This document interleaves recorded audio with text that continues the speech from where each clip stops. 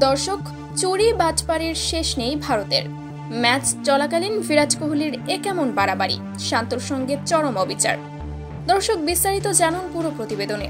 প্রথম টেস্টে টাইগারদের 515 রানের টার্গেট দিয়েছে ভারত। চেন্নাই টেস্টের তৃতীয় দিন ভারতকে দ্রুত গুটিয়ে দেওয়ার মিশনে সফল হয়নি বাংলাদেশ। ভারত 514 রানের লিড নিয়ে দ্বিতীয় ইনিংস ঘোষণা করেছে। তাদের প্রথম টেস্টে বাংলাদেশের সামনে টার্গেট দাঁড়িয়েছে 515 রানের। দ্বিতীয় ইনিংসে খেলতে নেমে শুরুটা দারুণ করে সাদমান ইসলাম এবং জাকির হাসান। এরপর তাদের জুটি ভেঙে যাওয়ায় আরও কঠিন বিপাকে পড়তে হয় টাইগারদের। এরপর শান্ত মাঠে এসে দারুণভাবে দেখে শুনে খেলা চালিয়ে যেতে থাকে। ঠিক তখনই বিরাট কোহলি শান্তর উপর রেগে ক্ষিপ্ত হয়ে গালাগালি করে চরম লেভেলের খারাপ আচরণ করে, যেটা দর্শক আজকে নতুন নয়।